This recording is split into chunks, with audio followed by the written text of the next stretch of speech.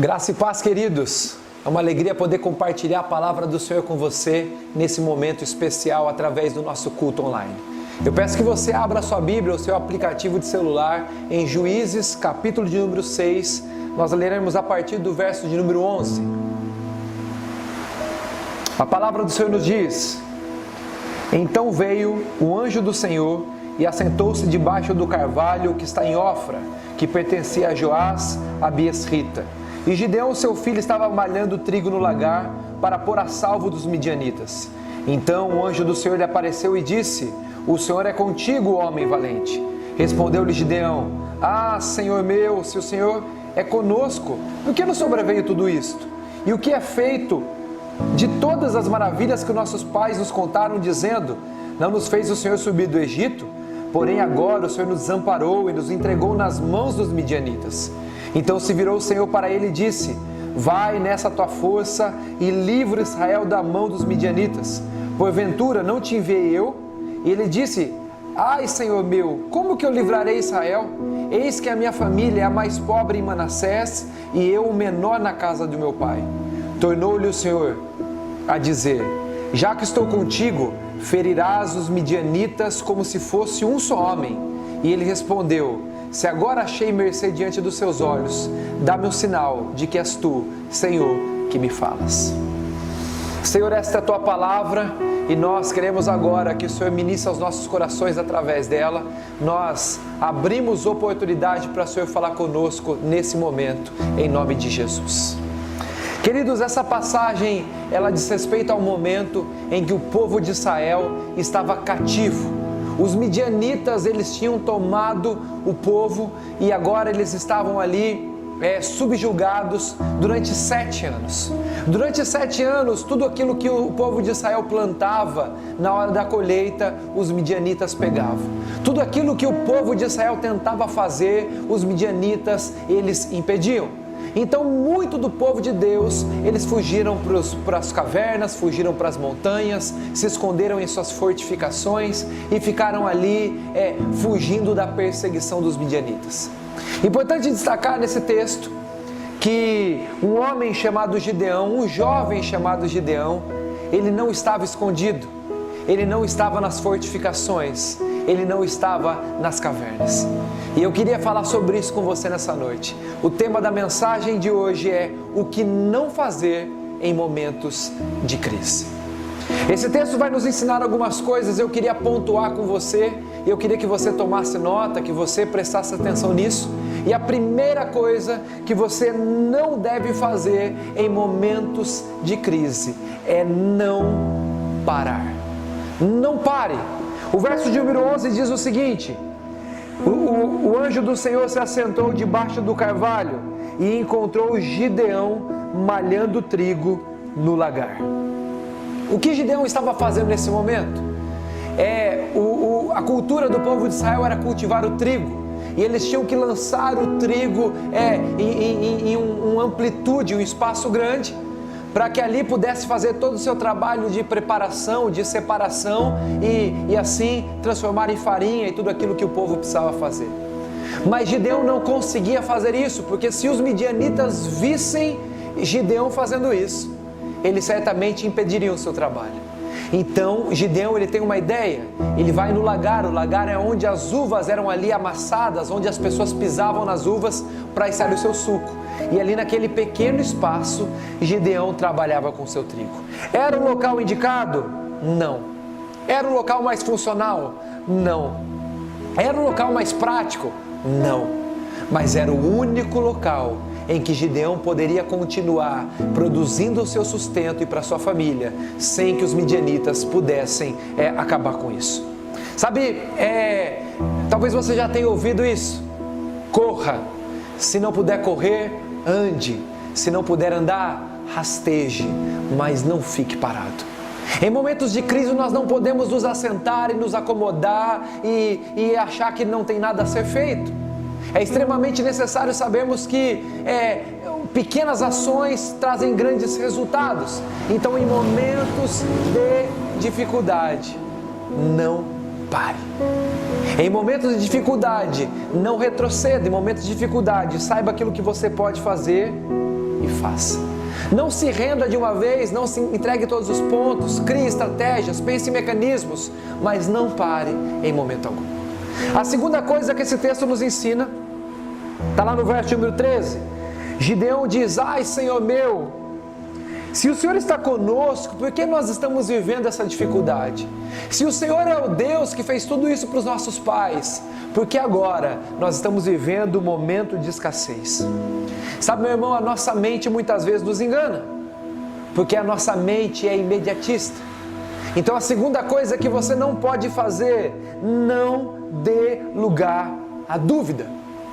Nos momentos de dificuldade nós somos tentados a olhar por hoje e já definir o futuro e já desdenhar do passado. Nos momentos de dificuldade muitas vezes nós esquecemos que a vida cristã ela não é uma corrida rápida, ela é uma maratona em que cada estágio e cada passo tem a sua importância. Talvez o seu hoje, talvez o meu hoje, talvez o hoje da sua família não seja aquilo que você gostaria de estar vivendo. Mas não podemos ser imediatistas, não podemos trazer a dúvida ao nosso coração em momentos como esse. O profeta Jeremias, ele diz lá em Lamentações Jeremias que eu quero trazer à memória aquilo que me dá esperança. Então quando Gideão ele vê a situação, a dúvida vem ao seu coração e Deus responde a Gideão no verso número 14 e diz: Gideão, vai porque eu estou te chamando. Não é porque as circunstâncias são adversas, não é porque você não consegue fazer aquilo que você gostaria. Gideão, vai porque eu sou contigo e eu te enviei. Sabe, meus irmãos, a palavra do Senhor é mais importante do que as circunstâncias que você está vivendo. E nós precisamos saber quem nos chamou e saber que Ele tem um plano para as nossas vidas. E assim como o apóstolo Paulo diz lá em Filipenses, eu tenho por certo que aquele que começou a boa obra, Ele é fiel para completar.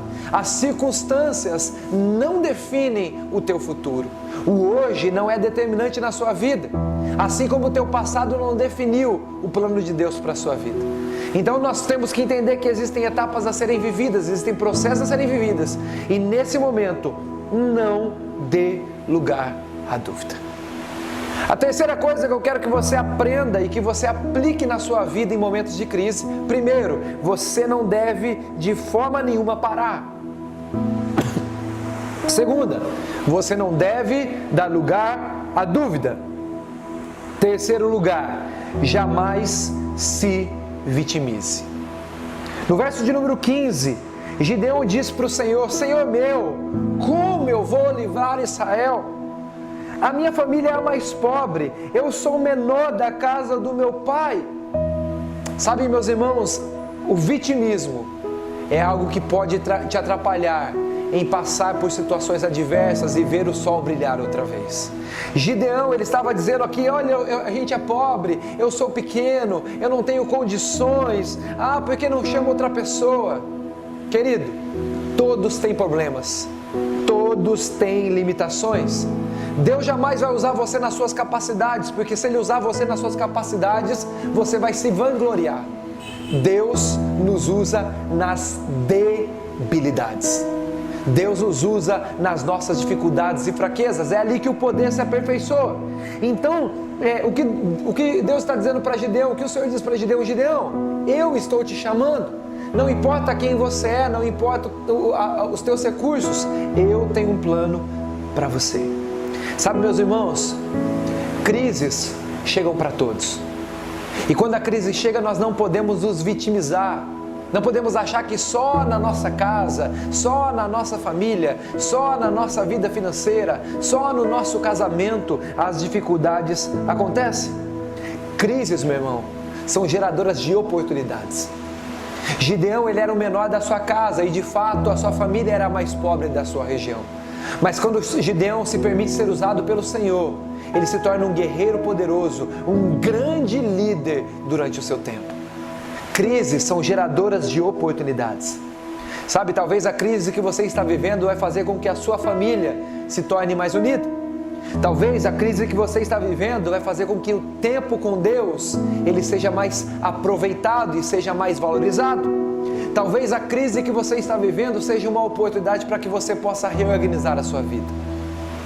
3 coisas que você não pode fazer durante a crise. Não pare.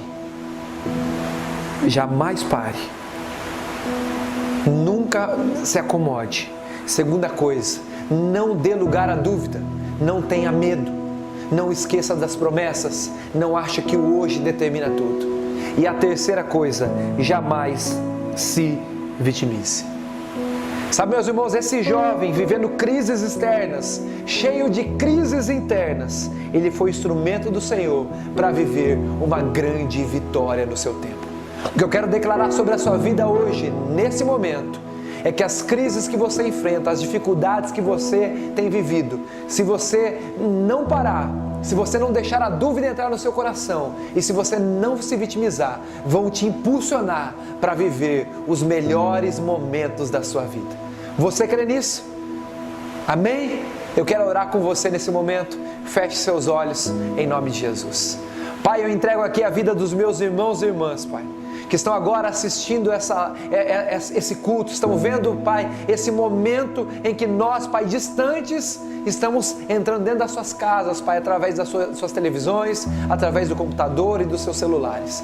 E eu peço por cada vida aqui, Pai, que as crises, as dificuldades, as lutas, venham a dar espaço, Pai, a um tempo de fruto, um tempo de prosperidade e um tempo de vitória. Que nesse momento que nós estamos vivendo, nós não venhamos a parar, nós não venhamos a ter dúvidas no nosso coração e jamais nos vitimizarmos, porque o Senhor está conosco e o Senhor tem nos fortalecido. Abençoa o teu povo, eu profetizo sobre cada casa, sobre cada família, sobre cada um que está assistindo agora. E ser conosco, Pai, essa é a nossa oração, em nome de Jesus. Deus abençoe você, tenha uma excelente semana e estamos juntos. Tchau, tchau.